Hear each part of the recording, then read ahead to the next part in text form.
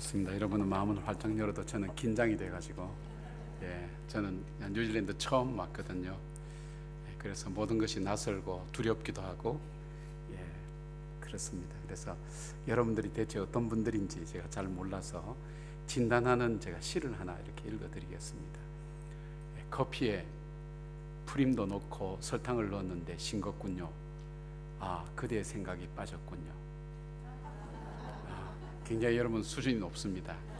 저희 교회는 이거 설명을 한참 해줘야 여러분 당장 이렇게 미소가 나오고 웃음이 나오고, 이 시의 의미를 알 수 있다는 것은 굉장히 귀한 분들이 오늘 밤 모였구나 하는 생각을 해봅니다. 인생을 살아갈 때 우리 인생은 착각의 연속이라 그러거든요.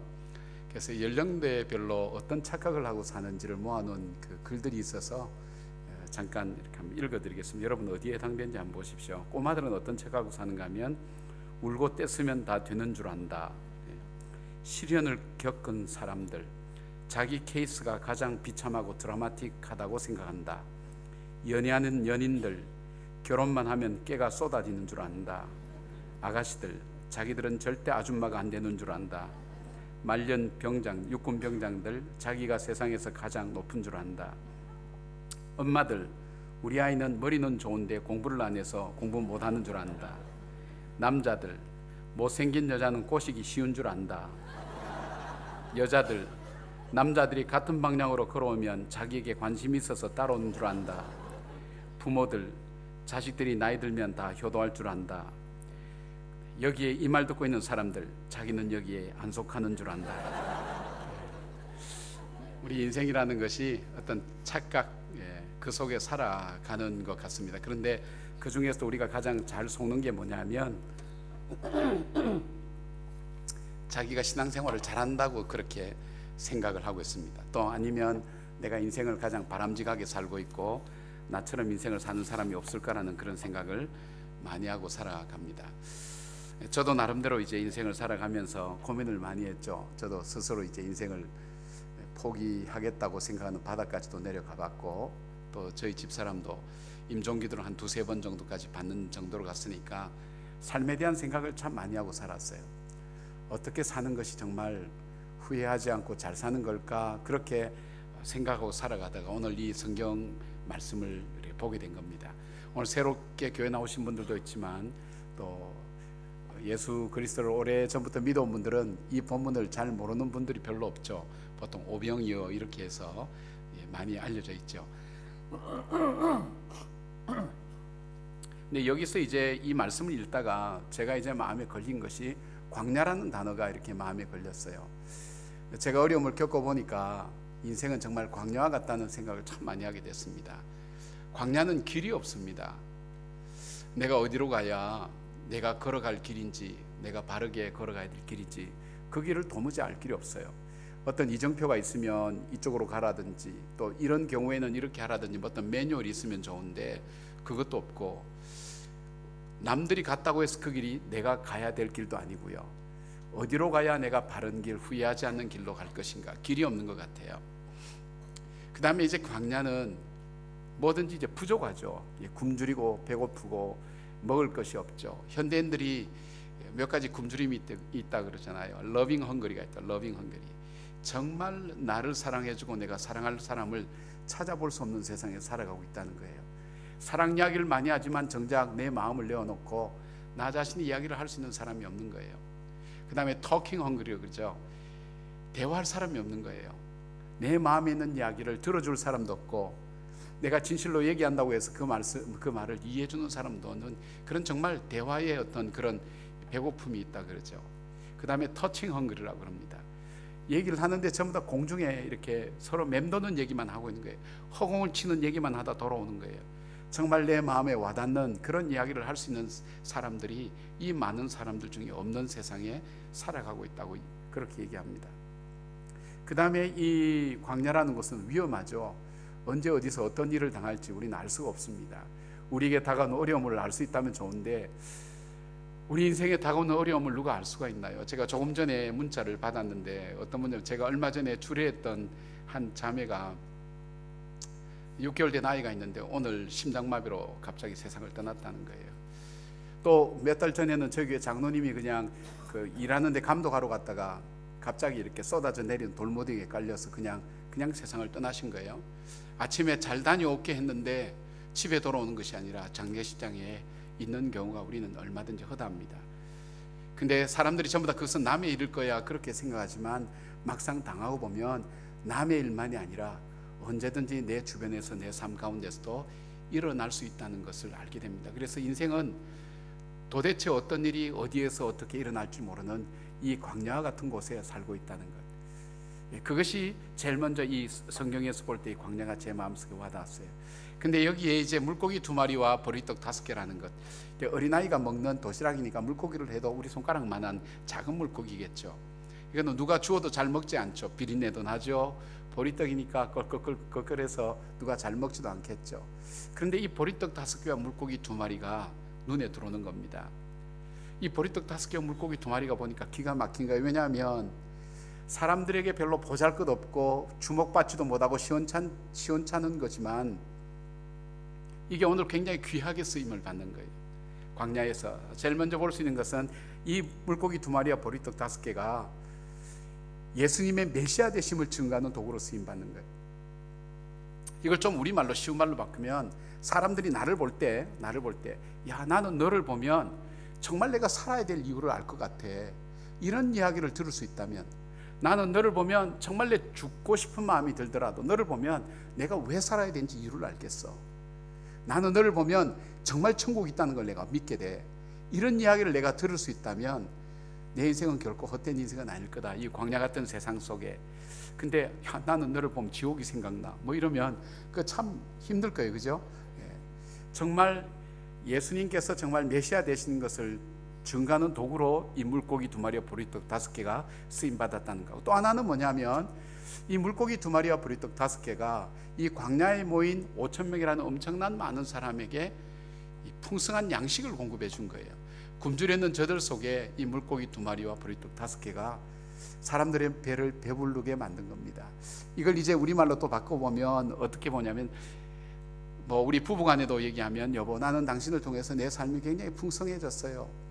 친구들 중에도 친구야 나는 너를 만나서 내 삶이 많이 달라졌어. 너 때문에 내 인생이 내가 많이 달라졌어. 여러분 부모님들도 이 자녀들을 만나면서 야야 너는 내 자녀지만 너를 통해서 내가 참 많은 걸 배우고 너를 통해서 인생을 굉장히 많이 알게 됐어. 또 부모님 통해서 나는 많이 알게 됐어요. 나와 더불어 살아가는 이 사람들에게 내가 사람들에게 용기를 주고 힘을 주고 풍성함을 줄 수 있는 그런 도구로 내 인생에 쓰임 받을 수 있다면 내 인생은 결코 헛된 인생은 아닐 거라는 생각을 하게 됐습니다. 저 자신도 이렇게 살다 보면 정말 제 자신이 초라하게 느껴질 때가 참 많거든요. 거대한 일 앞에, 큰 일 앞에, 어떨 때는 작은 일 앞에 내 자신이 왜 이리 작아 보이고 초라해 보이고, 때로는 뭔가 잘못하고 났을 때는 내가 왜 이렇게 못났을까 하는 그 초라한 생각, 내가 얼마나 연약한 존재인가 하는 것을 생각할 때가 참 많은데, 그런 내가 이 땅을 살아가면서 정말 사람들에게 소망을 줄 수 있고, 이 땅을 살아가면서 이 땅을 살아야 될 분명한 이유가 있다는 그 이유를 말해줄 수 있고, 그 다음에 그 사람들을 기쁘게 풍성하게 할 수 있다면, 내가 그렇게 쓰임받을 수 있다면 내 인생은 결코 헛된 인생은 아닐 거라는 생각을 하게 됐습니다. 공부를 많이 한 사람도, 돈을 많이 가진 사람도, 또 자기 삶을 잘 산다고 하는 사람도 사람들에게 이런 것을 주지는 못하더라고요. 돈을 많이 가져봐야 무슨 의미가 있을까요? 높은 지위에 있어봐야 무슨 의미가 있을까요? 많은 지식을 가지고 있어봐야 무슨 의미가 있을까요? 사람에게 생명과 소망을 주지 못하는 그 사람들에게는 이런 것들이 의미가 없는 것입니다. 그런데 오늘 이 예수님께서 이 제자들에게 이 물고기 2마리와 보리떡 5개로 이 5,000명 모인 이곳에서 이 사람들을 배불리 먹게 만들고, 이 사람들에게 예수님이 정말 내가 바라봐야 될, 내가 믿어야 될 메시아와 구세주 되신다는 것을 예수님께서 증거하실 때 그 쓰임받은 바로 이 물고기 2마리와 보리떡 5개라면 내 인생을 통해서 사람들에게 정말 소망을 주고 기쁨을 줄 수 있는 그런 인생으로 내가 살았으면 좋겠다, 이제 그런 마음을 갖게 된 거예요. 그러면서 오늘 이 성경을 계속 읽어나가게 된 겁니다. 그러면서 그렇게 살기를 원하느냐, 그렇게 살기를 원한다면 오늘 예수님께서 우리에게 어떻게 살아야 될지를 말씀하고 있는 겁니다. 제가 여기에서 저기 기타 있는 쪽으로 가려고 하면 첫째 내 마음에 방향을 틀어야 되죠. 방향 틀고 내가 구체적으로 발을 이쪽으로 딛지 않으면 이곳에 갈 수가 없습니다. 내가 그렇게 살고 싶어도 내 삶이 그렇게 변하지 않으면 내 삶은 그렇게 살아갈 수가 없는 거예요. 우리가 추상적이고 개념적으로는 살아도 실제 내 삶의 변화는 내 시간 사용이나 물질 사용이나 내가 살아가는 삶의 자세에 대한 근본적인 변화가 없으면 그렇게 살 수가 없는 거예요. 예수 믿는다고 해서 교회 와서 찬송하고 같이 교회 예배 드리고 한다고 해서 우리 삶이 변하느냐? 저는 그렇게 생각하지 않는 거예요. 그 말씀을 내가 믿고 받아들이고 구체적인 내 삶에 변화가 일어나야 되는 거예요. 내 삶의 방향을 틀어야 되는 거예요. 그리고 그 방향을 향해서 내가 구체적으로 살아가지 않으면 삶의 변화는 실제적으로 일어나지 않는 겁니다. 그래서 오늘 예수님께서 이 제자들에게 그렇게 살기를 원하느냐? 그렇게 살기를 원한다면 이렇게 살아라는 말씀을 오늘 이 본문에서 하고 있습니다. 첫 번째로 이제 주님께서 우리에게 살기를 원하시는 인생의 기준은 어떻게 살아야 되느냐? 첫째는 예수님이 너의 인생의 주인이 되게 하라는 거예요. 예수님이 너의 인생의 주인이 되게 하라. 우리가 교회 나와서 주일날 예배드리고 찬송 드린다 할지라도 예수님이 정말 우리 마음의 주인이냐? 이거 생각해 보셔야 돼요. 예수님이 정말 주인이면 주인이 원하는 대로, 주인이 기뻐하는 대로 우리가 살아야 되는 거예요. 여러분, 내 자존심이 주인이고 내 자녀가 주인이고 내 목표가 주인이고 내 욕망이 주인이면 내 욕망대로 살지 예수님이 원하신 대로 살지 않은 거예요. 오늘 이 제자들에게 예수님이 말씀하시는 게 뭐냐면 너희들이 정말 그렇게 살기를 원하면 예수님이 네 인생의 주인 되게 하라는 거예요. 우리 사람이라고 하는 것은 왜 살아가느냐 할 때, 질문할 때 보편적으로 묻는 질문 앞에 대답이 뭐냐면 우리가 행복하기 위해서 살아갑니다. 그렇게 얘기합니다. 사람마다 자기가 행복한 일을 위해서 선택하며 나가죠.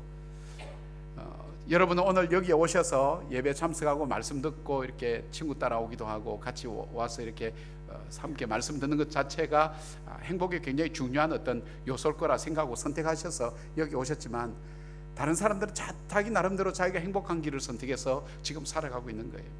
그런데 인간이 행복하기 위한 것을 아주 컴팩트하게 딱 모아놓은 것이 어딘가 하면 잔치입니다.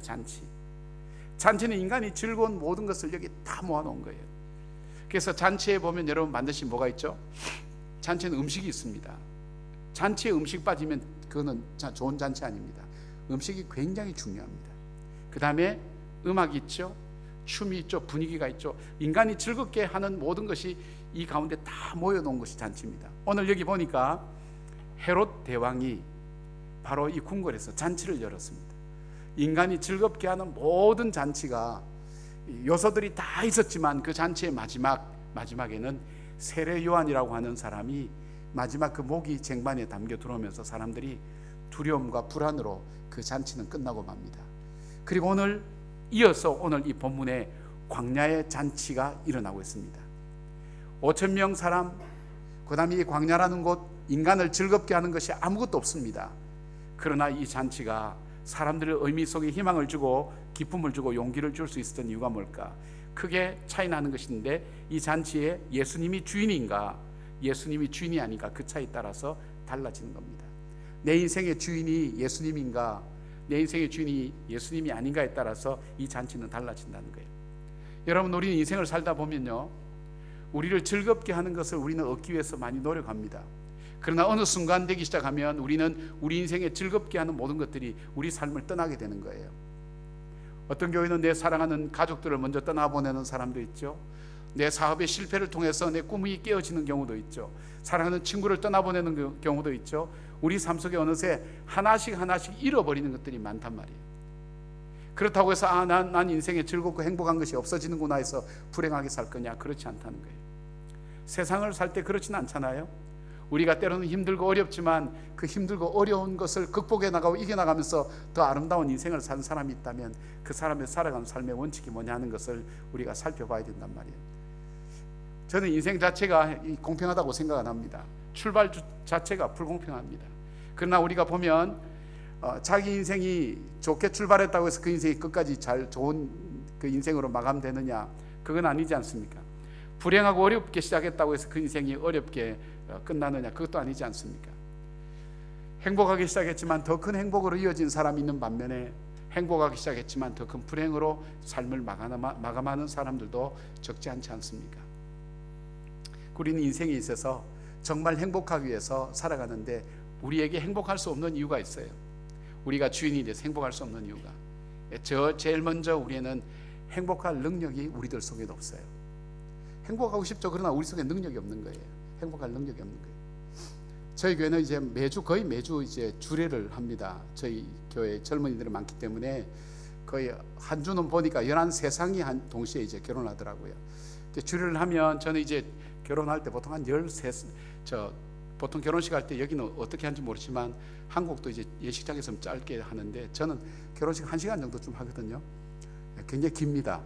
사람들이 근데 한 번도 와서 지루하다 얘기 들어보지 못했습니다. 그래서 신랑 신부 입장하면 이렇게 탁 이렇게 딴따단하고 쫙 들어옵니다. 결혼을 선포하고 나서는 서로 마주보게 합니다. 그래 이런 멘트를 하죠. 두 사람이 지금까지 남자친구와 여자친구로 살아왔지만 이제는 아내와 남편 첫 만남인데 첫 만남을 눈으로 한 30초간 대화를 해보라고 이렇게 얘기를 합니다.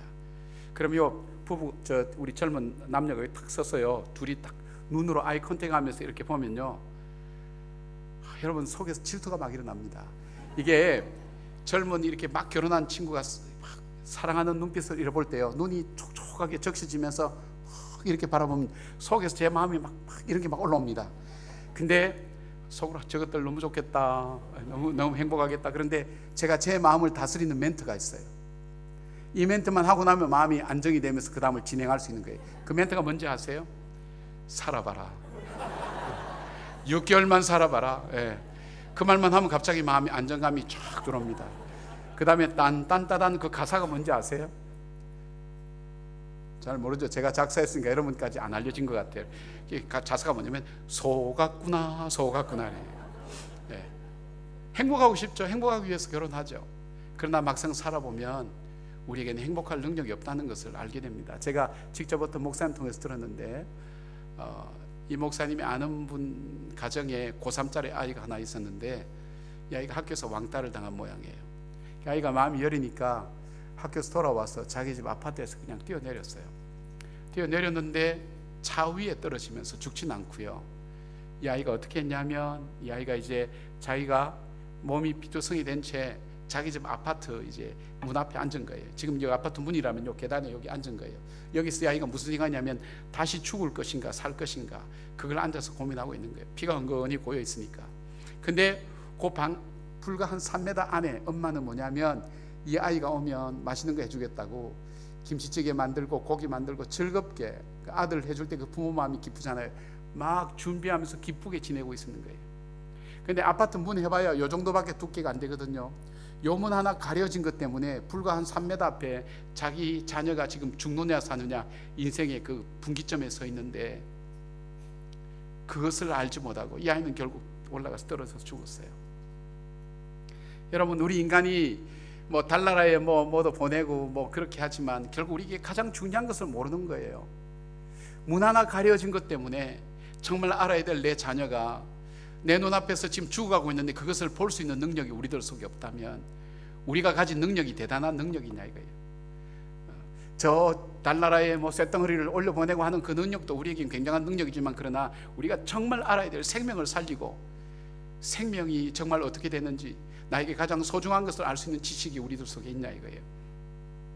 우린 다 알지 못하는 거예요. 한 치 앞도 우리는 알지 못하는 거예요. 우리는 행복할 수가 없는 거예요. 우리가 행복할 수 없는 또 하나의 이유가 있어요. 그거는 뭐냐면 인생 기준이 다 달라요. 인생 기준이. 이 행복이라는 것은 관계에서 오거든요. 관계라는 것이 참 중요해요. 우리 인생의 갈등이 왜 생기나요? 너와 나의 관점이 달라요. 기준이 달라요. 거기에서 어려움이 오는 거예요. 어떤 집에 이제 어머니가 아들하고 딸을 시집장가 보내었어요. 이제 딸 집에 딱 가서 이제 아침에 가봤더니 출근해야 될 사위가 출근 안 하고 앞치마 두르고 이 손장갑 끼고 이렇게 나오는 거예요. 아니 자네 출근해야지 여기 웬일인가 그랬더니 어머니 오늘 집 사람이 아파서 제가 오늘 회사에 오늘 결근계 내고 오늘 밀렸던 집안 청소하는 거예요. 자기 딸 청소 안 하는 거 이 엄마가 더 잘 알거든요. 가보니까 부엌떡망인데 이 신랑이 사위가 땀을 뻘뻘 흘리면서 청소도 하고 빨래짐 도로 돌아가고 있고 방바닥 닦고 있고 딸은 보니까 아픈 게 아니라 꾀병 부리는 것 같은데 이 사위가 다 하고 있는데 보니까 이 엄마 마음이 너무너무 좋은 거예요. 그래서 사위가 만들어 놓은 음식을 먹고 오면서 푸듯하게 사위 등을 치면서 자네는 정말 좋은 사위일세. 내가 자네가 우리 집 올 때부터 내가 알았네. 정말 좋은 사위일세. 좋은 남편이야. 그러면서 어깨를 툭툭 치고 그 앞동에 사는 자기 아들 집에 갔어요. 띵동 누르니까 아까 그 사위가 본 것처럼 똑같이 고무장갑 끼고 앞치마 들고 나타난 거예요. 너 뭐하냐? 집사람이 아파서 오늘 청소 좀 하고 있어요. 천방이 이 바보 같은 자식아, 내가 너한테 이거 하라고 지금 장가 보냈냐? 공부시키고 들어가자. 들어가서 보니까 진짜 며느리가 아픈 것 같은데 그 어머니가 마음이 불편한 거예요. 금쪽 같은 내 아들, 며느리 있냐? 안 죽을 만하면 나와라. 애미 왔다. 그 죽어가는 그 며느리를 깨워가지고 차 한잔 얻어먹고 일장 연설을 딱 하고, 평소에 네가 건강관리를 잘해야지 출근할 이 남편을 갖다가 지금 출근도 못하게 만들고 이렇게 하냐고 막 야단치고 나오는 거예요. 여러분, 똑같은 상황인데 왜 달라요? 이 장모의 마음과 이 엄마의 마음이 다른 거예요. 내 속에도 기준이 달라요. 잘 안 믿는 표정인데 하나 더 할까요? 예? 예. 어떤 어머니가 그런 얘기합니다. 나는 우리 사이 잘 봤어. 우리 딸이 아침에 일어나면 힘들까봐 그냥 늦잠 자라고 아침에 시리얼 먹고 그냥 그렇게 가겠다고 출근하고, 저녁에 돌아오면 딸이 힘들다고 집안 밀렸던 설거지 다 하고 청소 다 하고 빨래 돌리고, 그리고 일주일에 한 번씩은 외식을 시키면서 그렇게 맛있는 걸 먹어봐야 그렇게 식구들에게 맛있는 거 한다고 그렇게 해서 우리 딸은 너무너무 결혼을 잘했다고. 그런 상황에 그 시어머니 얘기가 있습니다. 우리 아들은 불쌍해 죽겠어. 아침에 죽도록 돈 벌러 출근하고 가는데 이 마누라가 일어나지도 않고 누워가지고 여보 그냥 시리얼 말아 먹고 가세요. 그래서 아침에 밥도 못 얻어먹고 출근해. 갔다 오면 집안이 너무너무 지저분해서 그냥 살 수가 없어서 이 아이가 원래 깔끔한 성격이라서 그 마누라 대신에 집안 청소도 하고 다 해. 그 다음에 한 달 일주일에 한 번씩은 외식을 시켜줘. 안 시키면 집안이 바가지 긁어서 큰일 나니까 우리 아들 너무 불쌍해 죽겠어. 여러분 한번 보세요. 똑같은 상황을 따라서 보는 게 달라요. 기준이 다르죠. 우리 인생은 서로 기준이 달라요. 남자와 여자의 기준이 다르고요, 어른과 아이의 기준이 다 달라요. 이 다른 기준 때문에 인생은 서로 싸울 수밖에 없어요. 갈등을 겪을 수밖에 없어요. 또 하나, 인생이 행복하고 싶지만 행복할 수 없는 또 하나 이유가 있어요. 우리는 시간의 한계 속에 살아가고 있어요. 여러분, 우리는 시간 속에 살아가요. 우리 시간이 다 되면 우리는 생명이 끝난 거예요. 여러분, 이런 얘기를 많이 들어보실 거예요. 특히 이민사회에 있으면 저 사람이 이제 살만한데 병에 걸렸다고, 저 사람이 이제 행복한 것만 남았는데 이제 세상을 떠났다고. 우리는 언제 어떤 모습으로 어떻게 이 땅을 떠날지 아무도 알 수 없어요. 그래서 우리는 행복하고 싶어도 행복할 수가 없는 거예요. 우리가 정말 행복하기를 원한다면 내 속에 정말 주인이 누군지를 분명히 찾아야 돼요. 예수님께서 이 제자들에게 말씀합니다. 너 인생의 주인을 예수 그리스도, 너를 창조하신 그 예수 그리스도를 네 인생의 주인으로 삼지 않으면 너는 일평생 끌려다닌다는 거예요. 네 자존심에 끌려다니고, 네 욕심에 끌려다니고, 네가 원하는 꿈에 끌려다니고, 그러면서 결국 너를 지치도록 만들다가 피곤하게 인생을 다 탕진하게 만들고, 그리고 쓰러지게 만드는 것이 너 주인이라는 거예요. 너의 주인이 그 예수님이 되지 않으면 인생을 정말 바르게 살고 싶어도 살아갈 수 없다는 거예요. 여러분, 한국에 가시면 서해안 쪽에 보물이 발견된 신안군이라는 곳이 있습니다. 신안군에 가면, 신안군은 우리가 보통 천사의 섬, 보물의 섬 이렇게 부르죠. 섬이 아마 군에 1004개라고 천사의 섬 하는데 실제 섬은 1004개가 아니라고 그래요.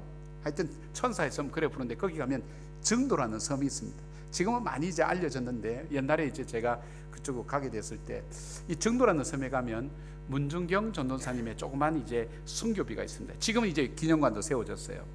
이분이 누군가 하면 1917년도인가 18년도에 17살 나이로 이 증도에 시집을 오게 됩니다. 시집을 오는데 와서 보니까 자기 남편이 이미 딴 여자하고 살고 있는 거예요. 요즘처럼 인터넷이 있든지 뭐가 발달했으면 알아보고 오면 되는데, 옛날에는 그냥 어른들이 가라 그러면 가서 결혼하잖아요. 결혼해서 이제 와서 보니까 자기 남편은 딴 여자하고 살고 있는 거예요. 자기하고는 진짜 첫날 밤도 안 보내는 거예요. 참 17대는 이 소녀의 가슴 속에 남편과 살면서 아기 놓고 알콩달콩 사는 그 꿈을 꾸면서 사랑의 꿈을 키워왔는데, 막상 살아가는 시집살이는 자기 인생이 너무너무 불행한 거예요. 자기 인생의 꿈도 박살나죠. 사랑도 박살나죠. 자기의 여린 마음도 박살나죠. 자기 속에 못 박히고 먹는 마음으로 가득 채워져 가는 거예요. 사랑이라는 것이 자기 인생을 너무너무 힘들게 만든 거예요. 17살 소녀 속에 멍들어가는 그 마음 속에서 이곳에서 20년간을 지내게 됩니다. 친정 가니까 너는 거기에서 죽으라 그러지. 시아버지가 보고 너무너무 안 되어서 이 자기 며느리에게 글을 가르칩니다. 옛날에 여자분들한테는 글을 안 가르쳤잖아요.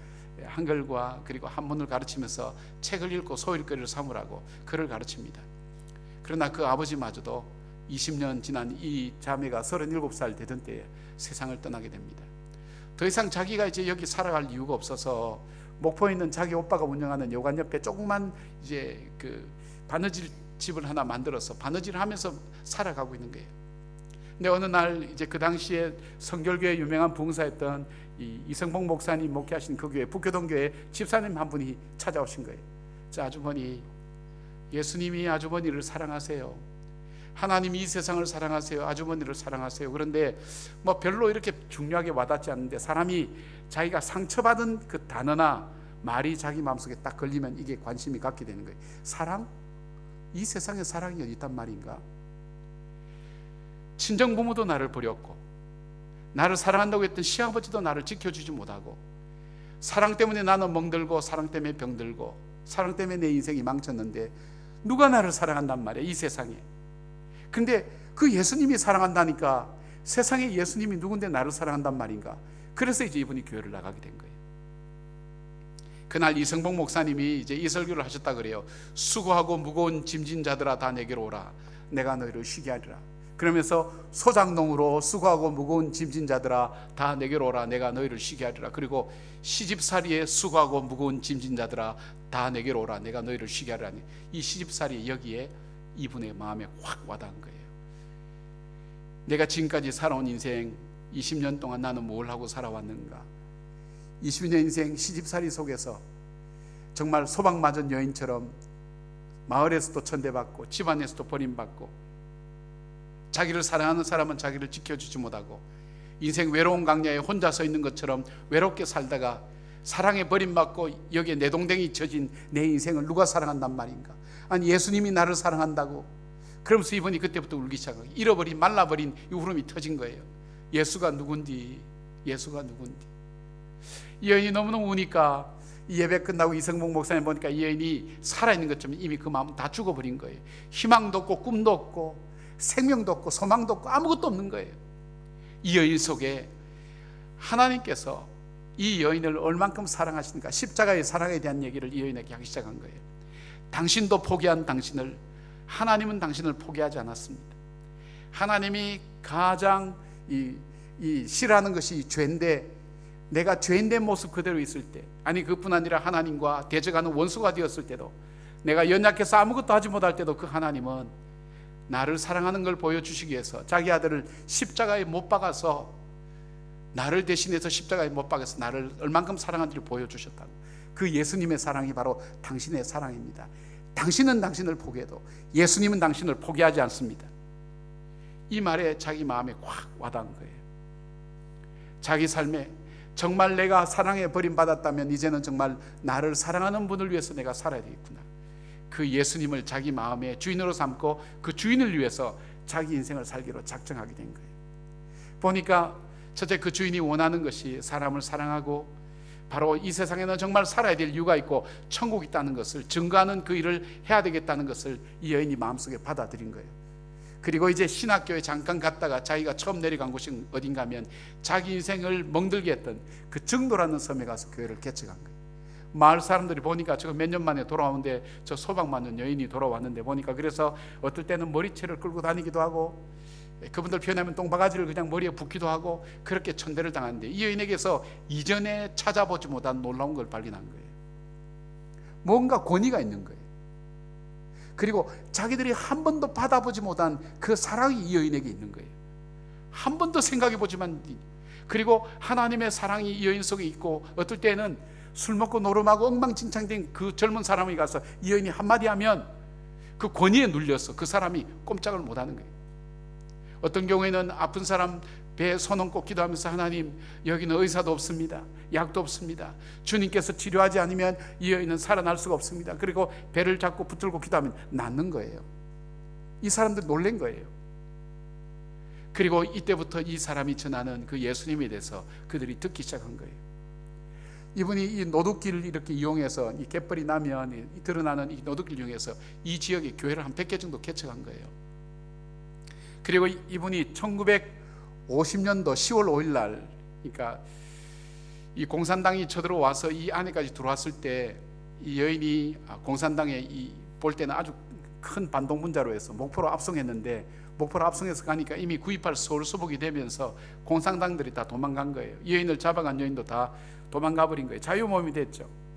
근데 이성복 목사님 말리는데 불구하고 다시 돌아갑니다. 내가 안 가면 우리 마을 사람들 죽는다고.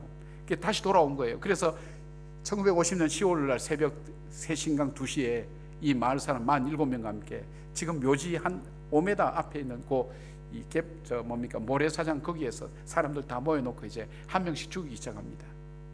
그때 이 여인이 나만 죽이면 된다고.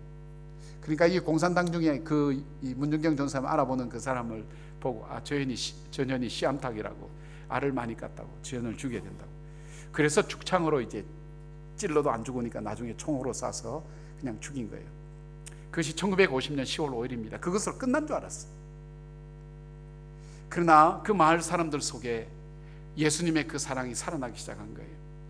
그리고 이 여인이 저녁만 되면 노래를 잘 부르니까, 노래를 부르면 동네 꼬마들이 쫙 몰려들었다고 그래요. 그러면 재밌는 노래 쭉 하고, 저 하늘의 별은, 저거는 별이고 저건 달이고, 저건 누가 만들었을까, 저절로 있을 수 있을까, 그러면서 복음을 전하기 시작한 거예요. 근데 그 꼬마들 속에 이 복음의 씨앗이 들어가기 시작한 거예요. 그 중에 누가 있었느냐, 여러분 잘 아시는 CCC 총재였던, 지금 돌아가셨죠, 김중건 목사님이 그 꼬마들 속에 있었어요. 가정사역 하시는 정태기 목사님, 지금 총장님 되셨죠, 정태기 총장님 거기 있었어요. 이만신 목사님 거기 있었어요. 우리나라에 이 기독교회를 좌지우지했던 어른들이 그 문유경 전사님 그때 설교 듣던 그 자리에 다 앉아있던 꼬마들입니다. 섬을 3개나 지나가야 됩니다. 지금 다리가 낮지만은 그 꼬마들이 꾀지지하고 옷 다 벗고 돌아다니고 욕하고 돌아다니고 아무것도 모르는 그 꼬마들 속에 주인 되신 주님, 그 주님을 가슴에 품고 그들에게 전했던 그 생명의 씨앗이 떨어지면서 그 아이들 마음속에 민족을 품고 역사를 품고 이 나라를 품는 그 가슴에 생명력 있는 마음이 떨어지기 시작한 거예요.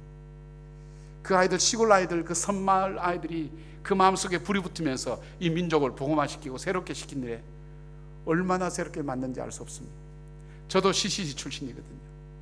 김중원 목사님이 세웠던 이 CCC를 통해서 이 나라와 이 민족들이 얼마나 새로워지게 된지 알 수가 없는 거예요. 여러분, 이거 지금 중도는요, 복음화율이 90%입니다. 그 신안군 자체가 한 40% 됩니다. 바로 이 한 여인 때문에 어떤 여인, 예수님을 나의 인생의 주인으로 삼았던 바로 그 여인, 그리고 그 주인이 기뻐하시고 주인이 원했던 그 삶을 살았던 그 사람 때문에, 그 한 사람 때문에 수많은 사람들 속에 소망이 생기고 믿음이 생기고 사랑이 무엇인지를 알게 되고, 그리고 역사가 뭔지를 발견하게 되면서 자기의 삶을 가장 아름답게 사는 수많은 사람들이 바로 이 한 여인을 통해서 나오게 된 것입니다. 자기 주인이 불행이라고 상처라고 생각했던 그 여인, 만약 그렇게 살았다면 그는 상처에 끌려다녔을 거예요. 자기 주인이 물질이었다면 그 물질에 끌려다녔을 거예요. 거기에는 우리에게 새로운 삶을 가져다 주지 못합니다. 내 욕망과 내 꿈 아닙니다. 내 삶 속에 정말 그 예수님께서 내 삶의 주인이 되시고 그 주님께서 원하시고 기뻐하시는 그 일을 행할 때, 그때 진정 새로운 역사가 일어나는 거예요. 이 제자들도 예수님을 주인으로 섬기지 못했어요. 예수님을 따라는 다녔어요.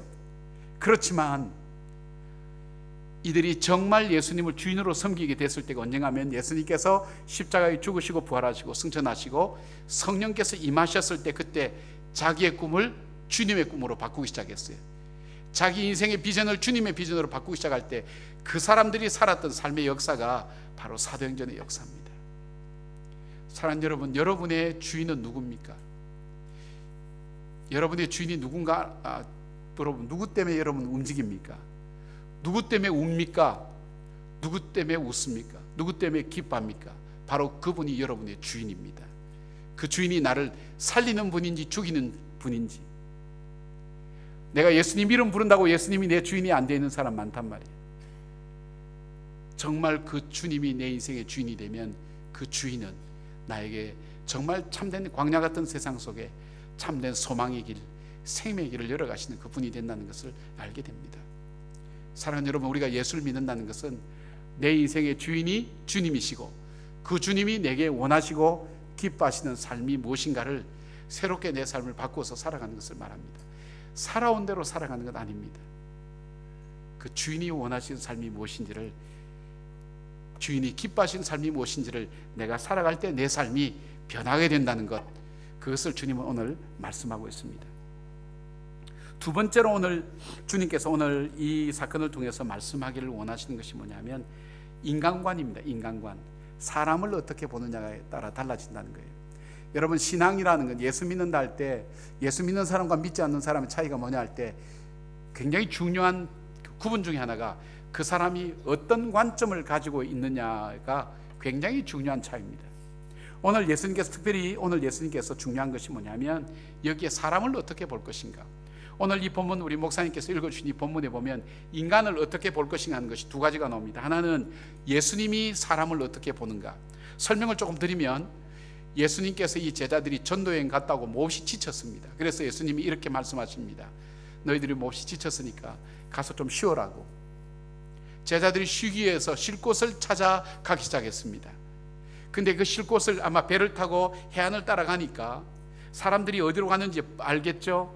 이 제자들이 쉴 곳에 사람들이 먼저 와 있는 거예요. 너무 갈급하니까 와서 볼 때 그 군중들을 보는 순간에 예수님의 마음과 제자들의 마음이 달라지는 거예요. 하나는 뭐냐면 예수님은 이 사람들을 볼 때 목 잡는 양같이 불쌍히 보셨다고 되어 있고, 이 제자들은 성경에 그런 표현 나오지 않지만 이 제자들은 어떻게 생각했냐, 오늘 우리가 모처럼 쉬러 왔는데 저 사람들 때문에 우리가 쉬지를 못하겠구나, 이 마음을 갖기 시작한 거예요. 그러니까 그 군중들을 볼 때 어떤 생각이냐, 내가 오늘 쉬어야 되는데 저 사람들 때문에 오늘 쉬지 못하겠구나, 누구누구 때문에. 예수님께서 오늘 이 제자들에게 가르치고 교육하기를 원하는 것이 사람을 보는 관점이 바꿔지지 않으면 달라지지 않는다는 거예요. 오늘 이 제자들처럼 우리 많은 사람이 그렇게 살아가고 있거든요. 여러분, 부부간에도 그렇지 않습니까? 세상에 수많은 여자 중에 왜 저 여자가 내 아내가 되었을까? 첫 번째 손봤던 여자가 괜찮았는데 집에서 이 여자 만나보라 그래서 만나봤더니 결혼하면서부터 내 인생의 불행은 시작됐구나. 내가 참 잘 나갈 수 있었는데 저 여자 때문에 내 인생이 참 어려워졌어. 그런 마음 가지고 혹시 사신 분 없으세요? 세상에 깔린 게 남자인데 어쩌다 이 남자 만나가지고 내 인생이 이렇게 됐을까? 참 세상에 옆집 보니까 저 남자도 괜찮고 다른 남자도 괜찮은데 해필 이 남자 내가 만나가지고 내 인생이 왜 이리 어렵게 됐을까? 또 어떤 분은 그래요. 어차피 우리가 인생 부모 통해서 이 땅에 오는데 다른 부모는 전부 다 괜찮은데 나는 왜 저런 부모 만나서 내 인생이 불행할까? 태어나 보니까 부모가 벌써 알코올 중독돼 있어요. 바람을 피워서 딴 일을 하고 있어요. 그리고 가정폭력이 있어서 자기를 두들겨 패니까 지금도 그 아버지는 세상을 떠났는데도 불구하고 그 아버지의 무서운 눈길과 그 손길에 대한 두려움 때문에 지금도 사람 앞에 서지를 못하는 거예요. 내 마음이 위축되는 거예요. 내가 이왕에 이 땅에 세상에 태어난다면 좋은 부모 밑에서 태어나야지, 나에게 저렇게 아픔을 준 그 부모 때문에 오늘도 난 내 인생을 못 살아간다고. 과거에 겪은 그 아픔이, 부모는 떠나도 오늘 내 삶 속에는 그 아픔 때문에 오직 오늘도 내 인생은 어려워진다고. 그래서 부모를 원망하는 사람이 있어요. 어떤 분은 그래요. 세상에 많은 자식 중에 왜 저 자식이 내 자식이 되었을까? 여기 유학 온 우리 청년들 혹시 부모님들 그렇게 생각하는 거 아니에요? 저 이 집산의 아들 보니까 딸 보니까 뭐 가만히 있어도 애들 참 착하고 공부도 잘하고 뭐 정말 싹싹하고 잘하는데 우리 아들은 아무리 얘기도 듣지도 않고, 쟤는 아침이 몇 시인지 저녁이 몇 시인지 알지도 못하고 해주는 거 다 해줘도 뭐 아무 소용도 없고 배고프다 그러고, 참 저 자녀 때문에 내가 얼마나 많은 고통을 당하고 있는지 모르겠다고. 여러분, 이런 곳에는 생명력이 없어요. 예수님께서 오늘 보여주시는 것이 그겁니다. 예수님께서 보여주시는 것이 뭐냐, 바로 목 잡는 양같이 불쌍히 여겼다는 게, 그 사람들을 볼 때 예수님도 피곤하셨죠. 그러나 그들을 볼 때 예수님이 보는 관점은 내가 저들을 사랑하지 않으면 저들은 목 잡는 양같이 불쌍히 여겼다. 목자와 양의 관계는 절대적인 관계입니다. 양은 눈이 나쁘기 때문에 학자마다 다르지만 30m 밖에는 잘 못 본다는 거예요. 양이 나는 다 본다 그래도 30m 안에는 다 볼 줄 몰라도 그 너머는 못 보는 거예요. 다 안다 그래도 다 모르는 거예요. 그런데 양 같은 우리에게 양이 볼 때 저기는 목초지가 많구나, 여기는 황무지구나, 이걸 생각하고서 여기는 전부 다 목초지가 많고 이쪽은 황무지가 많구나. 그러나 목자된 그 목자가 오면 그 양이 보는 것을 넘어서 그 목초 너머에 있는 위험한 것도 보게 만들고 이 광야 너머에 있는 그 푸르른 것도 보게 만들고 미래를 보게 만드는 거예요. 그 눈을 열어주는 거예요. 이걸 보고 영의 눈이라 그럽니다. 영의 눈. 우리가 보는 눈은 한계가 있어요. 그런데 우리가 예수를 믿을 때 예수님께서 우리의 눈을 열어주시는 거예요. 그래서 고난 그 너머에 있는 더 풍성한 하나님의 역사를 보게 만들고, 지금 좋아 보이지만 그 좋아 보이는 그 너머에 있는 위험한 것도 보게 만들고, 그리고 더 넘어서 천국의 그 놀라운 것도 보게 만들면서 우리의 눈을 열어주는 거예요. 영의 눈을 열기 때문에 우리가 이 땅에 매이지 않고 저 하늘에 소망을 두고 오늘 우리가 살아갈 삶을 힘들지만 기쁘게 살아가고, 부유하게 살지만 겸손하게 살아가고 더 아름답게 살아가는 삶의 이유가 뭐냐면 우리의 눈이 열려진 거예요. 누구 때문에? 목자 되신 그 주님 때문에. 양은 습관적인 동물입니다. 뱅뱅 돌다가 풀을 뜯어먹고 그 다음에 뿌리를 뜯어먹고 자기가 배설한 것을 먹다가 그 다음에는 병이 들어서 죽게 됩니다. 그런데 목자가 와서 툭툭 치면서 양의 길을 바꿔놓는 거예요. 새로운 길로 가게 만드는 거예요. 저와 여러분의 삶의 길이 같은 길 계속 죽음의 궤도를 돌다가 그냥 그렇게 반복하다가 죽을 수밖에 없는데, 그런데 그 하나님께서 우리 인생 속에 어떤 형태든 개입을 하시는 거예요. 고난을 통해서, 시련을 통해서, 때로는 어려움을 통해서 우리의 삶을 바꿔줍니다. 이렇게 살아서는 안 되겠구나, 내가 다르게 살아야 되겠구나, 그런 마음이 우리 삶 속에 들어오기 시작하면서 우리 삶의 궤도를 바꾸기 시작합니다. 여러분 옆에 있는 사람 보십시오. 오늘 밤 이 자리에 앉아 있을 만한 사람인지, 지금 저 밖에서 다른 데서 뭐 할 사람인지, 여기 와서 앉아 있을 만한 그런 관상이 아니지 않습니까? 하나님께서 궤도를 바꿔주셨어요. 여기 오시게 한 거예요. 만나게 하신, 우리 삶을 새롭게 만든 거예요. 우리 삶의 궤도를 바꿔주신 그 주님인 거예요. 이게 뭐냐면 바로 우리에게 목 잡는 양같이 불쌍히 여기셔서 우리에게 찾아오셔서 우리의 삶을 달리해 준 거예요. 여러분, 우리가 사람을 보는 관점이 바뀌면 저 사람이 바뀌는 게 아닙니다. 제가 오늘 장동건이라 그러면 우리 자매들이 저 뒤에 앉아있을 자매 아무도 없어요. 전부 다 이 앞에 올 거예요. 다. 제가 김태희라면 우리 형제들 저 뒤에 안 앉아있어요. 다 이쪽에 가까이 오는 거예요. 내가 저 사람이 누구냐에 따라서 내가 바뀌지 남이 바뀌지는 않는 거예요. 하나님께서 오늘 우리에게 주시는 것이 사람을 어떻게 보느냐 할 때, 사람을 볼 때 저 사람에게도 하나님의 영광이 나타나고 저 사람에게도 주님의 사랑이 나타나는 사람인 것처럼 우리가 그렇게 볼 수 있을 때 그 속에 기적과 이적의 역사가 일어나는 것을 보여주게 됩니다. 사랑하는 여러분, 하나님께서 우리를 얼만큼 사랑하시는가, 얼만큼 귀하게 여기시는가, 복되게 여기시는가. 미국 캘리포니아에 가면 삼진아웃 제도가 있어요. 같은 죄 3번 범죄하면 중형 때립니다. 근데 여러분 회개할 때 날마다 새로운 죄를 회개하십니까? 아니면 같은 죄 회개하십니까? 날마다 새로운 죄 회개하는 분들은 죄를 창조적으로 짓고 사시는 분들입니다. 보통 우리가 반복했던 죄 또 회개하잖아요. 그런데도 불구하고 주님께서 우리를 포기치 않고 우리를 품에 안으시고 사랑하시는, 왜요? 그래서 주님께서 십자가를 지시고 우리의 죄를 위해서 대신 죽지 아니하시면 우리를 살려낼 수 있는 방법이 없기 때문에 그 주님께서 우리를 귀하게 여기시고 복되게 여기시고 우리를 살려주시는 그 주님인 것을 보게 됩니다. 어떤 한 장로님이 상담하러 오셨어요. 장로님 상담하러 오셨는데, 이 장로님이 큰아들은 대학 교수고요, 둘째 아들은 큰 회사 다니고 있고, 셋째가 이제 그 막내가 재수하는데 이 막내가 정말 가관인 거예요. 머리에 물을 드릴 때도 한쪽은 빨갛게 드리고 한쪽은 초록색으로 드리고, 보통 단색으로 하잖아요, 그죠? 예, 빨간색 하다가 약간 빠진 노란 물 이런 건 하지만 완전히 반반 이런 건 없잖아요. 남자아이가 귀걸이 5개씩 하고요. 꽤 오래전 얘기니까 요즘은 뭐 귀걸이 남자들도 많이 하지만은 5개씩 하는 경우는 요즘도 드물더라고요. 5개씩 이렇게 해가지고, 그리고 옷도 바지도 찢어진 거 입고 다니고. 그러니까 이 부모들이 굉장히 거룩한 교회 장로님이신데 이 막내 아들이 너무너무 힘드니까 때려도 보고 달래도 보고 빌어도 보고 다 해도 말을 안 듣는 거예요. 이렇게 찾아온 거예요. 목사님 어떻게 하면 좋겠냐고.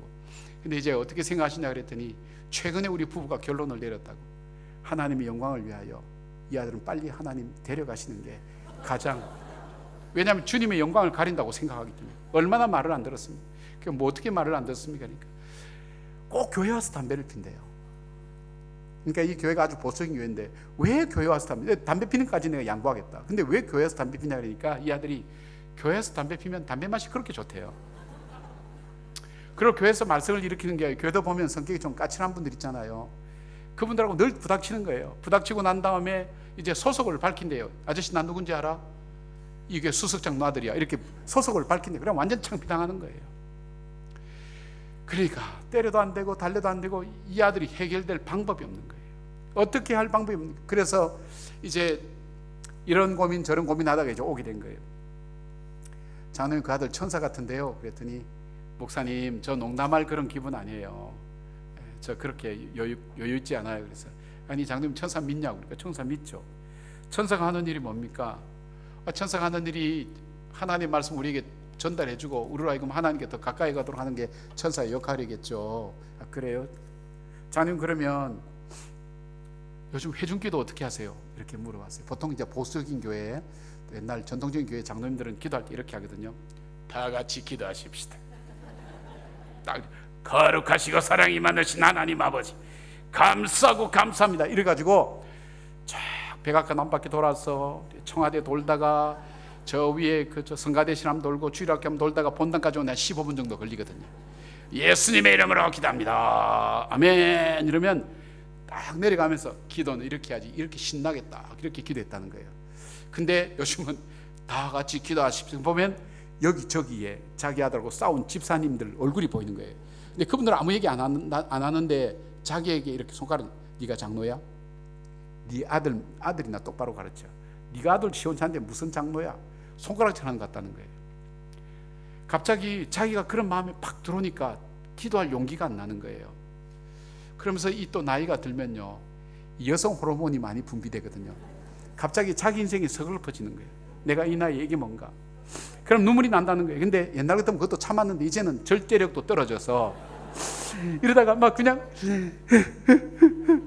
울면 교인들이 제일 처음에 적응이 안 돼서 이렇게 보다가 장로님 정말 우는 거 보면서 다 같이 꺼내가 자기 운대요. 그분들은 왜 울어요? 그러면 아니 나를 보고 불쌍해서 자기도 자기 신세 생각하면서 다 각자 운다는 거예요. 막 이렇게 운다는 거예요. 우리 한국 사람들은 또 울고 나면 또 기도 은혜 받다 그러잖아요. 이 장로님만 나오면 교인들이 다 은혜 받을 준비하고 손석은 다 꺼내놓고 울 준비하고 있는 거예요. 그 다음에 이 장로님이 이제 그 사고 친 아들 때문에 집사님들, 교회 주로 이제 까칠한 집사님들 있잖아요. 경비, 사찰 이런 분들, 교인들 중에도 저 집사님만 우리 교회 없으면 천국이야 뭐 이런 집사님들 보통 계시잖아요.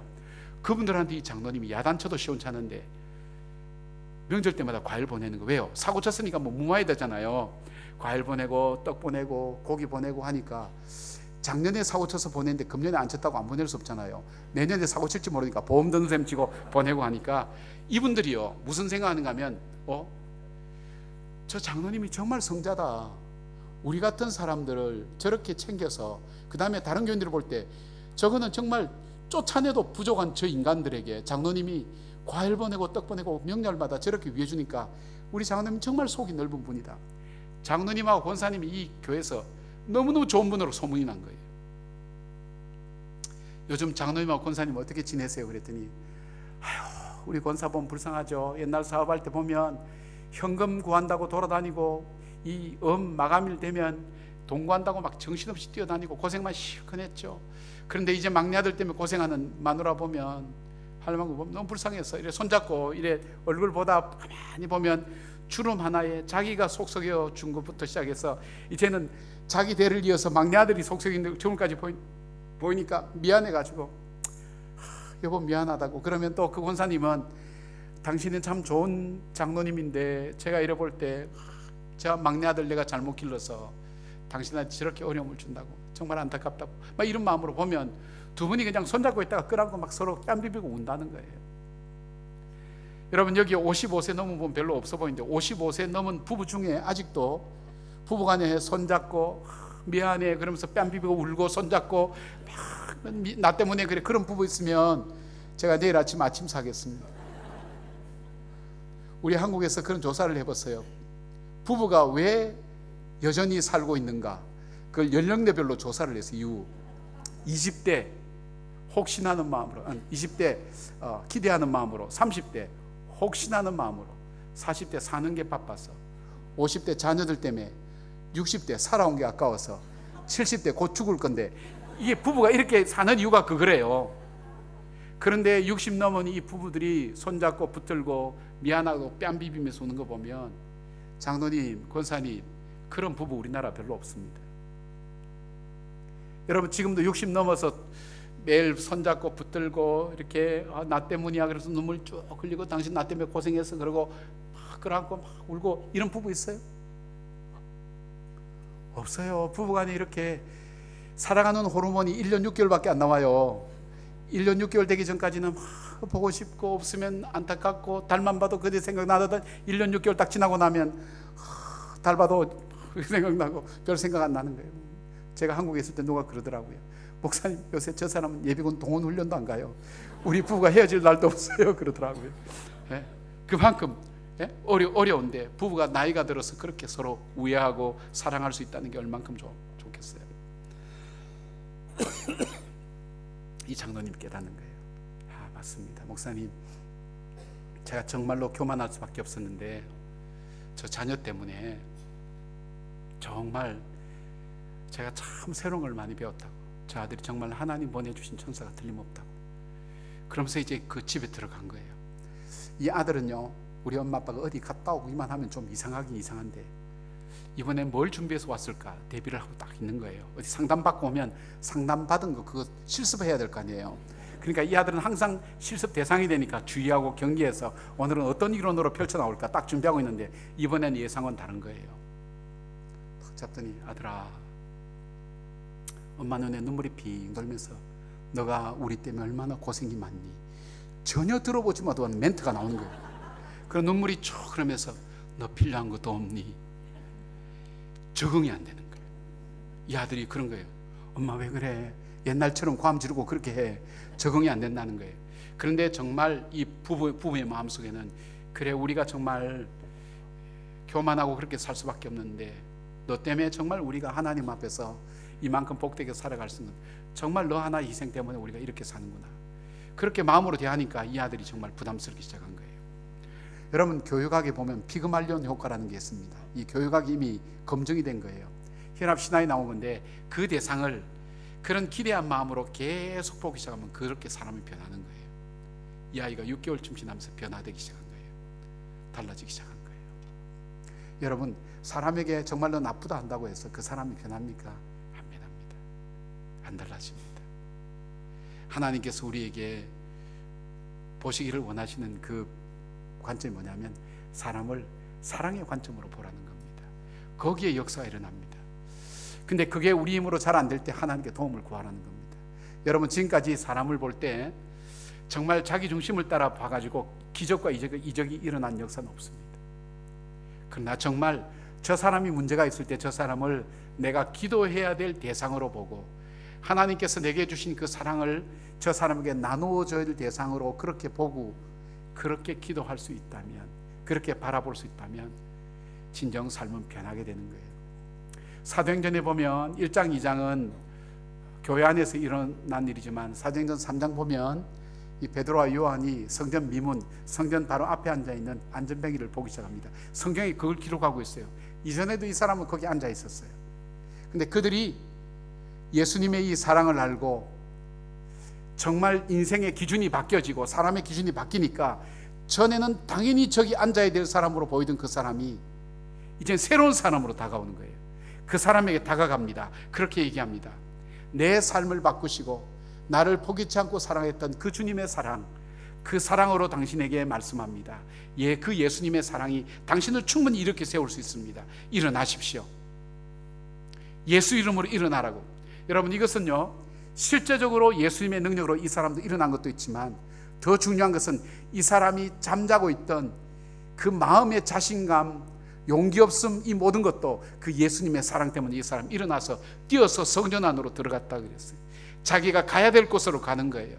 자기가 뛰어야 될 모습으로 뛰어지는 거예요. 무엇에 접촉할 때? 사랑에 접촉하게 될 때. 이 세상에 사랑만큼 사람을 살리는 일은 없습니다. 사람은 살기 위해서 본능적으로 움직이거든요.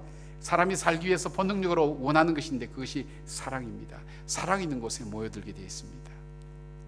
오늘 주님께서 오늘 정말 그렇게 살기를 원하면 그렇게 사랑하면서 내가 정말로 저 사람 때문에 난 죽는다 생각하지 말고 오히려 저 사람을 원망하거나 미워하는 것이 아니라 하나님께서 내게 사랑할 수 있는 사람의 대상으로 보기 시작할 때 그때부터 삶이 변하기 시작하는 것을 보게 됩니다. 재미있는 얘기가 있어요. 사람을 볼 때 결혼 전과 결혼 후에 대한 얘기가 있는데 이게 재미있어서 여러분 하나 적어왔습니다. 결혼 전에 멘트를 쭉 하고 결혼 후에 멘트를 거꾸로 하면 내용이 완전히 달라집니다. 제가 읽어보겠습니다. 결혼 전 남자, 아 좋다. 여자, 당신 내가 당신을 떠난다면 어떡할 거야? 남자, 그런 거 꿈도 꾸지 마. 여자, 나 사랑해. 남자, 당연하지 죽을 때까지. 여자, 당신 바람필 거야? 남자, 뭐 도대체 그딴 건 왜 묻는 거야? 여자, 나 매일매일 키스해 줄 거야? 남자, 기회 될 때마다. 여자, 당신 나 때릴 거야? 남자, 미쳤어? 사람 본 눈이 그렇게 없어? 여자, 나 당신 믿어도 돼? 남자, 응. 여자, 여보. 거꾸로 올라가 보겠습니다. 여자, 여보. 남자, 응. 여자, 나 당신 믿어도 돼? 남자, 미쳤어? 사람 본 눈이 그렇게 없어? 여자, 당신 나 때릴 거야? 남자, 기회 될 때마다. 여자, 나 매일매일 키스해 줄 거야? 남자, 뭐 도대체 그딴 건 왜 묻는 거야? 여자, 당신 바람필 거야? 남자, 당연하지 죽을 때까지. 여자, 나 사랑해? 남자, 그런 거 꿈도 꾸지 마. 여자, 당신 내가 당신을 떠난다면 어떡할 거야? 남자, 아 좋다. 이런 보는 관점에 따라서 완전히 달라지죠. 사람이요, 어떻게 보느냐에 따라서 사람이 달라집니다. 우리가 인생을 살아갈 때 내가 좋은 사람, 미워하는 사람 있지만 하나님께서 오늘 우리에게 갖기를 원하는 것은 사람을 볼 때 그 사람을 사랑의 대상으로 볼 때 그의 역사가 일어나는 거예요. 그러니까 여러분 자녀들이나 또 남편들, 가족들, 그 다음에 이웃들 볼 때 나에게 잘해줄 때 그 사람은 고맙죠. 좋은 사람 만나면 고맙죠. 그러나 주님께서 오늘 우리에게 원하시는 것이 뭐냐면 내가 너를 보듯이 너도 그 사람들 그렇게 봐줬으면 좋겠어. 내가 너를 그렇게 봤을 때 너 삶 속에 이런 역사가 일어난 것처럼 너가 그 사람을 그렇게 볼 때 그 사람에게도 그런 변화와 역사가 일어난다고 주님께서 그렇게 말씀하시는 거예요. 근데 우리 힘으로는 그게 안 되니까 어떻게 해요? 주님께 도움을 요청하는 거예요. 하나님 어떻게 하면 좋겠냐고. 저에겐 저 사람 사랑할 저에게 능력이 없어요. 사랑할 마음이 없어요. 저 사람 때문에 내 인생이 너무너무 망가졌다고 나는 그렇게 생각해요. 그때 주님께서 원하는 거예요. 나도 너에게 그렇게 원망했다면 너 가만두지 않았어. 예수님 오늘 그렇게 우리 주님께서 그렇게 말씀하시는데 너 때문에 나는 내 아들 죽였어. 여러분 한번 생각해 보세요. 나 때문에 누가 죽었다 그럴 때 그 부모들이 가만히 있겠어요? 두고도 원망하죠. 너 때문에 내 아들 죽었어. 예수님, 우리 주님께서 그렇게 말씀하시는 거예요. 너 죄 때문에, 너 대단한 것도 아닌 너 죄 때문에 바로 내 아들 죽였어. 주님께서 그거 우리에게 계속 얘기하고 다니면 우리가 어떻게 할 거예요? 그럼에도 불구하고 주님은 그 아들 죽인 그 주님은 우리에게 사랑으로 우리에게 다가오신 거예요. 내가 너를 사랑한다고. 내 아들을 죽이기까지 내가 너를 사랑한다고. 그 사랑을 너도 살면서 증가하고 그렇게 살지 않겠니? 근데 그 사랑이 있는 곳에 변화가 일어납니다. 전 제가 상담을 공부한 사람이니까 상담을 해보면 사람이 언제 회복되고 변화되는가? 사랑에 접촉될 때 변화가 일어납니다. 책에 나와 있는 책 중에 회복 탄력성이라는 책이 있습니다. 이게 1950년도 50년 초반에 미국에서 하와이 근처에 있는 섬 하나를 대상으로 종간 연구를 했어요. 그게 뭐냐면 대규모 학자들이 들어가서 이 마을은 이 섬은 이 지구상에서 버려진 섬이라고 그렇게 여길 만큼 마약과 알코올 중독과 매춘과 이 모든 것이 다 일어나는 곳이고 여기에 자란 아이들은 당연히 이런 환경에서 자랐으니까 이 아이들은 당연히 망가진 인생이 될 거라고 생각했는데 자기들 예상대로 된 거예요. 예상인데 근데 재밌는 것이 뭐냐면 그 중에 3분의 1은 자기들 예상과는 전혀 다르게 된 거예요. 그래서 다시 사람과 예산을 투입해서 연구하기 시작한 거예요. 왜 이 사람들은 우리가 예상한 대로 달라졌을까? 그 사람 한 명 한 명을 조사해서 그런 불행한 환경 속에 자랐지만 이 아이들이 세상에 나가서 정말 아름다운 복된 삶을 살 때 이들이 왜 그렇게 살까 조사해 봤더니 중요한 것이 한 가지 나온 거예요. 진실된 사랑, 한 번이라도 접촉된 사람은 환경이 될 때 회복이 굉장히 빠른 거예요. 그게 회복 탄력성이라는 책으로 만들어졌어요. 미국에서 연구된 것을 책으로 그렇게 연구 논문으로 그렇게 나온 거예요. 한 번이라도 진실된 사랑에 접촉된 사람은 회복 능력이 탁월하게 달라지는 거예요. 오늘 그 주님의 사랑을 우리 주님께서 우리에게 전하기를 원하시는 거예요. 여러분, 미워하는 사람, 미워하면 나도 미워하게 되고 남도 미워하게 됩니다. 여러분, 내가 남을 미워하잖아요. 남을 미워하게 되면 내 속에서 미워하는 감정이 4배가 끓어야 미워하는 표현이 나가게 돼 있어요. 그러니까 내가 남을 미워하기 전에 내 속에 4배만큼이나 내 속에 상처를 받는 거예요. 내 마음이 부글부글 끓는 거예요. 내가 어떤 사람 미워한다 그럴 때 내가 미워하는 그 감정 그대로 나가는 것이 아니라 3배 내지 4배가 내 속에서 부글부글 끓어야 나가게 되니까 이미 내 안에는 그 사람이 받는 타격 3배 4배가 내 속에서 이미 나를 스스로 상하게 만드는 거예요. 제가 만든 오른손 비난의 법칙이라는 게 있어요. 야, 이렇게 하면요, 하나는 상대방을 향하지만 하나는 그 사람을 만든 하나님을 욕하게 되죠. 3개는 누구를 향해요? 나를 향하게 돼 있어요. 제가 이런 얘기 했더니 어떤 곳에 갔더니 어떤 분이 이러시더라고요. 야, 이러더라고요. 야, 네? 대단한 분들이죠. 야. 사람을 사랑한다는 것, 우리에겐 정말 우리가 이미 그 사랑 받고 태어났지만, 자라났지만, 여기까지 왔지만 우린 정작 사랑할 때 우리 기준에 맞는 사람만 사랑하는데, 주님께서 오늘 우리에게 말씀하시는 게, 내 기준에 너를 맞춰서 사랑했으면 넌 이 세상에 없어.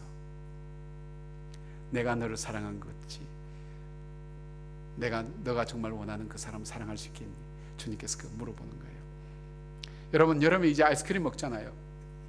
이렇게 아이스크림 있으면 여기에 컵에 이렇게 담아준 게 있으면 2개 이렇게 얹잖아요, 그죠?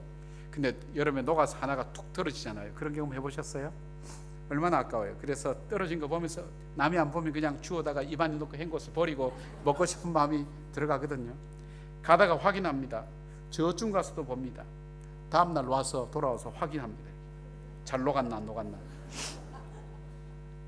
이게 한 500원 하니까 여러분 해봐요. 한 1불 정도 뭐 덜 안 되겠죠. 근데 여러분, 1불도 안 되는 것 때문에 우리가 가서 생각하고 다음날까지 확인하는 것이 우리 마음인데, 정말 천하보다 귀한 우리 한 사람의 마음이 아파하고 힘들어하고 있는데도 불구하고 우리는 아무 감각이 없이 지낸다면 우리는 사랑하는 관계는 아닐 겁니다. 우리가 같이 공동체에 속한 우리의 이웃들이 힘들고 아파할 때, 같이 힘들고 아파하고 사랑할 때, 거기서 사람이 달라지고 새로워지는 것을 많이 경험하게 됩니다. 제가 이제 꽤 오래전 일입니다만은 미국 휴스턴의 가정교회 한번 가본 적이 있습니다. 근데 거기 가니까, 거기는 이제 제가 숫자를 정확하게 지금 기억을 못 하겠는데, 교회 나온 출석하는 인원이 700명이면 마을 목장이나 구역 모임에는 1000명이 모여요. 아주 이상한 데죠. 그러니까 교회를 새로운 사람이 오긴 힘들지만은 이 보통 가정집에 이렇게 모일 때는 같이 와서 밥 먹으러 갈 때는 다 오실 수 있잖아요. 예, 오신다고요. 오시면 특별하게 예배 드리고 그러진 않아요. 아이들은 따로 이제 아이들 봐주고 모여서 새로 이사 오거나 어려움이 있으면 그 사람 얘기를 들어주는 거예요. 2시간이건 3시간 다 들어주는 거예요. 그러면 이제 그러고 나면 격려 말 한마디 하고 마무리 기도 간단하게 하고, 또 다음에 모였을 때 이분 또 초청하면 처음에 이민 오거나 그러면 할 말이 많은 거예요. 속상한 것도 많고 하소연할 때도 많고 영어도 안 되니까 답답하고, 그런데 여기 와서 다 들어준대. 가만히 얘기하다 보면, 그리고 그 사람 갈 때는 필요한 거 나눠주고 하니까 한 2-3번 해서 이제 자기가 할 얘기가 거의 끝나고 나면 의문이 들어가는 거예요. 이 사람들은 대체 누군데 내 말을 이렇게 들어주는가. 보니까 이 사람들이 보니까 휴스턴 거기에 석유나 우주 탐사 이쪽 박사들도 많고 전부 다 괜찮은 사람들 다 있는데, 자기는 이제 온 지 얼마 안 됐는데 자기 얘기 들어줄 사람이었거든. 그런데 자기 얘기를 왜 이렇게 소중히 들어주는가 물어보는 거예요. 왜 내 이야기를 이렇게 듣느냐고. 그러니까 당신이 얼마나 소중하냐고, 와서 얼마나 힘드냐고. 그럼 여기서 이 사람이 녹아나는 거예요. 그러면서 이 사람들이 뭘 받는가 하면 이 성경 공부를 그때부터 이분들이 시작하게 되는 거예요. 이분들이 그래서 세례받는 날은 눈물 바다는 거예요. 같이 저는 평생 예수 믿을 줄 몰랐다고. 근데 여기서 이분들 사랑을 받으면서 내 삶이 얼마나 소중하고 중요한지, 또 이 땅에서 살아갈 용기를 얻게 되었노라고 그렇게 얘기하면서 교회가 부흥하면서 지금도 아마 가정교회 계속 성장해 나가고 있을 거예요. 여러분, 우리가 사랑이 있는 곳에 하나님의 기적의 역사가 일어난 것을 봅니다. 자, 세 번째, 마지막입니다. 세 번째, 주님께서 오늘 이 제자들에게 말씀해 주시는 게 뭐냐면 이렇게 물어봤어요. 자, 이 사람들에게 뭔가 먹을 것을 줘야 되지 않겠느냐. 하루 종일 이제 예수님이 가르치다가 먹을 것을 줘야 되지 않겠느냐. 그럴 때 제자들이 예수님, 여기는 돈도 없고 먹을 것도 먹을 것도 없습니다. 그럴 때 예수님이 그래 물었어요. 너희가 먹을 것을 주라고. 그러니까 이 제자들이 정말 그건 불가능하다고. 돈도 없지만 여기는 그렇게 많은 물건을, 남자만 5,000명 된 이곳을 먹일 만한 음식을 살 만한 공장도 없다고. 근데 예수님 말씀이 너희에게 무엇이 있는지 알아보라고. 그러니까 이제 찾아 나온 것이 보리떡 5개와 물고기 2마리를 갖고 온 거예요. 그래서 예수님 여기 있습니다. 그럴 때 여러분, 이거 순진하게 예수님 찾아보니까 이거밖에 없습니다, 이런 뜻이 아닙니다. 예수님, 불가능한 증거가 여기 있습니다. 불가능한 증거가 여기 있습니다. 근데 예수님이 이제 원어를, 이렇게 성경 원어를 보면 이걸 그냥 주저하지 않고 그걸 그대로 받아서 하늘을 향해서 축사하기 시작했어요. 그리고 이 사람들을 50명 100명씩 안겨서 떡을 떼게 하면서 기적과 이적이 일어난 것을 보게 됩니다. 예수님께서 이 제자들에게 무엇을 가르쳐 주기를 원했냐면, 광야 같은 인생 속에 불가능하게 보이는 그런 일이 일어난다 할지라도 낙심하거나 포기하거나, 그러니까 현실을 따라서 판단해서 포기하고 내 내면 속의 경험을 따라서 판단해서 포기하지 말고, 주님께서 무엇을 가지고 인생을 풀어가기를 원하시는가 하면, 주님 오늘 제자들이 보여준 것처럼 기도하기를 원하시는 거예요. 성경에 보면 주님은 기도를 보여주셨고, 기도하기를 명령하셨고, 기도하기를 가르치셨고, 기도해서 응답이 안 될 때 왜 기도 응답이 안 되는지에 대해서도 말씀하셨어요. 그래서 광야 같은 세상 속에 내 힘으로 아무것도 할 수 없고, 정말 내가 해야 될 일은 너무나 큰데 나는 아무 할 수 없는 그 순간이 됐을 때 낙심하고 절망하지 말고 그때 하나님 앞에 기도하라고, 그렇게 주님께서 오늘 가르치고 있는 겁니다. 여러분, 사람이 내가 할 수 있는 것을 하게 될 때는 당연하죠. 그러나 우리가 정말 절망할 때는 내가 꼭 해야 됨에도 불구하고 하지 못할 때, 그때 사람은 낙심하게 되어 있습니다. 제가 이제 우리 교회 목회하면서 재미있는 일이 있었습니다. 어떤 일이 있었냐면, 제가 갑자기 주일날 설교를 하는데 갑자기 가슴에 통증이 오는 거예요. 이상하다 싶어서 이제 의사 선생님이 있어서 이제 집사님 오시기 위해서 했더니, 목사님 이거 심장 부정맥인데 상황이 응급 상황이라 지금 바로 병원에 가야 됩니다. 그런데 저희들은 아침에 이제 예배가 7시 시작하면 저녁에 설교가 다 끝나면 5시 반이거든요. 제가 한 오전 한 11시쯤 그렇게 했으니까 오후에도 예배가 남아있는데, 그래도 예배가 있기 때문에 그냥 가기는 좀 뭐하다고 싶어서 그냥 예배 마치고 가겠다고. 그리고 그 다음날 이제 그날 별일 없어서 잘 넘기고 그 다음날 응급실로 갔어요. 옆에 이제 저희 저 교회 옆에 경희대병원이 있어 갔더니 이 심장 쪽에 혈관이 다 막힌 거예요. CT를 찍어보니까 지금 바로 수술해야 된다는 거예요. 그런데 갑자기 또 그러니까 당황해서 이제 병원 한 군데만 더 가보자 그래서 다른 병원에 이제 가서 검사를 했더니, 이제 자세히 정밀 검사를 했더니 한 40 내지 50%가 막혀 있는데, 이거 심장내과 의사 입장에서 얘기하기 곤란하지만 지금 수술하기는 너무 아깝고 안 하긴 위험하고 어떻게 해야 좋을지 자기도 모르겠다는 거예요. 조금만 더 기다려 보자는 거예요.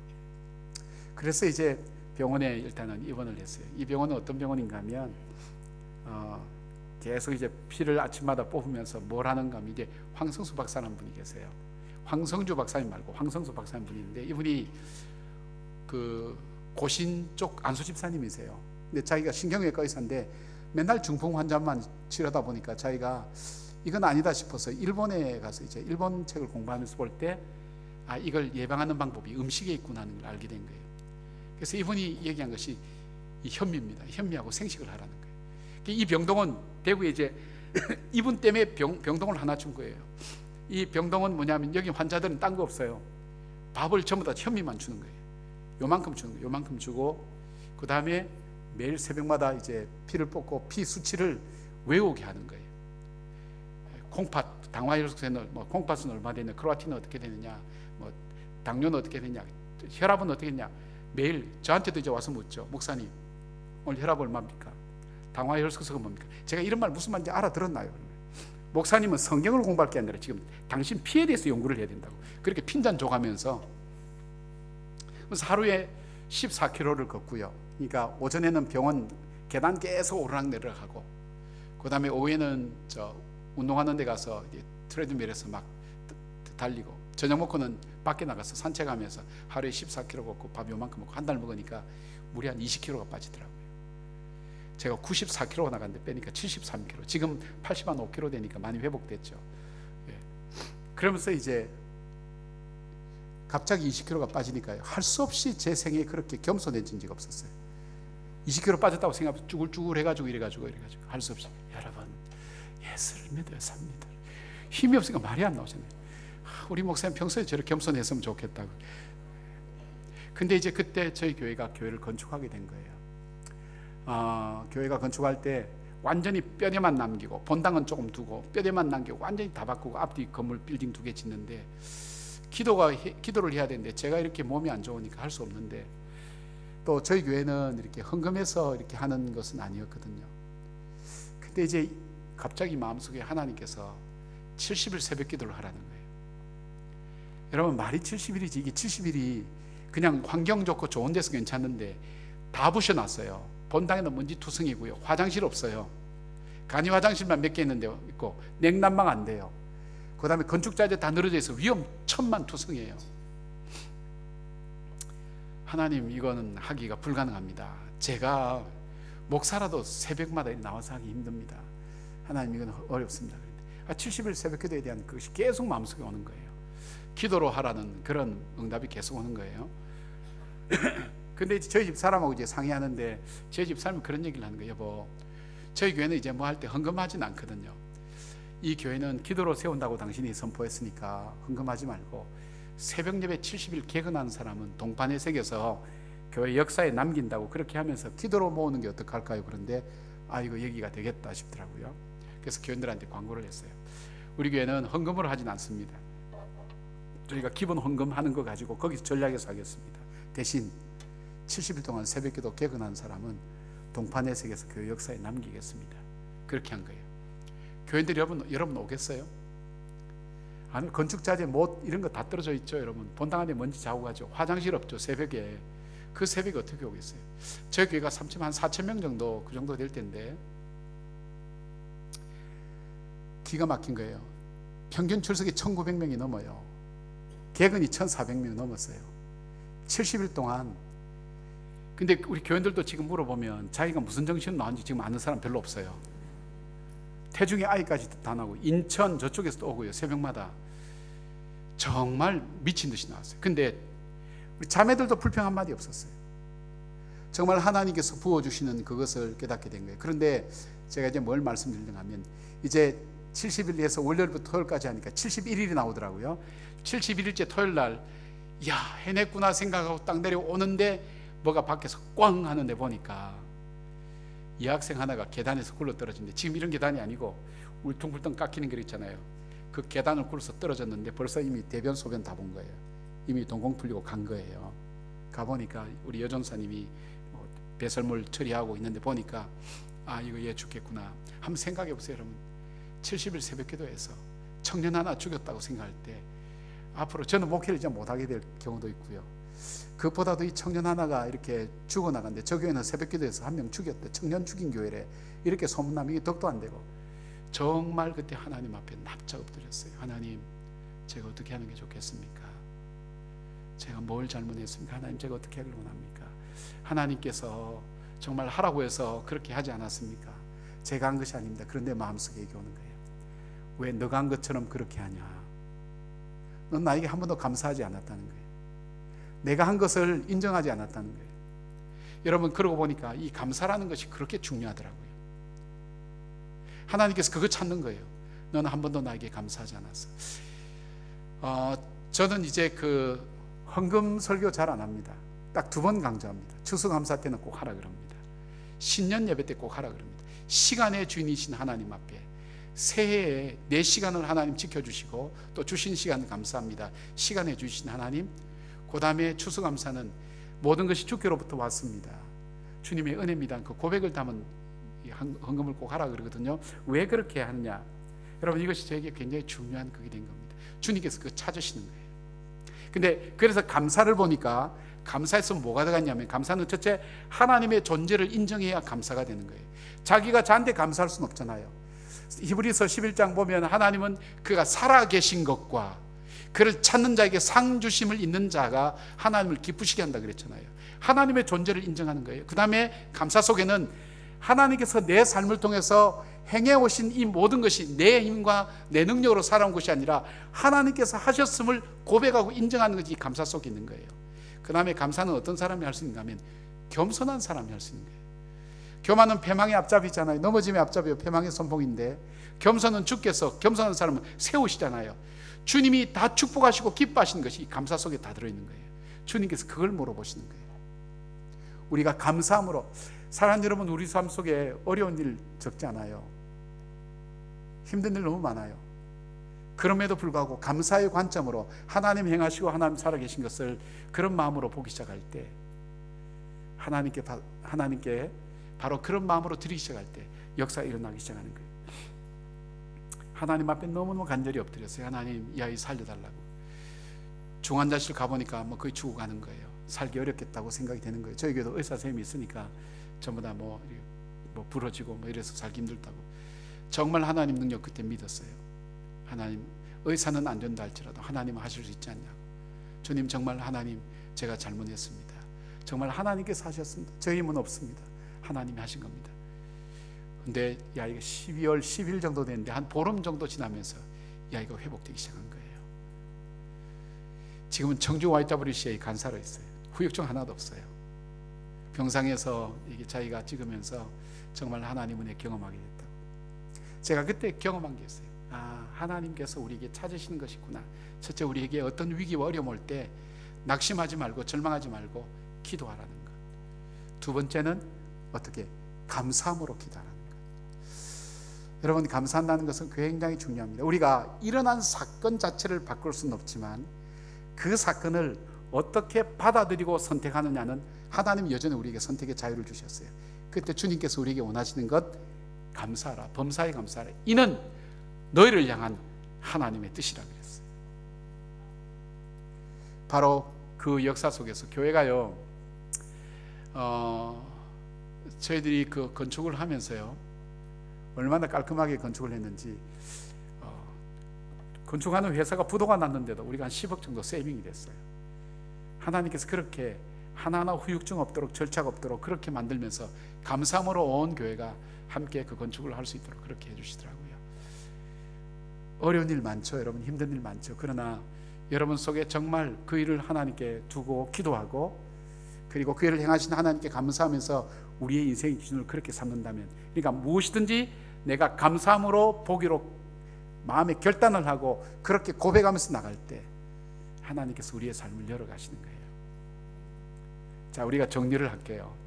오늘 새로 오신 분들도 있는데, 우리는 환경을 따라 삶을 선택해요.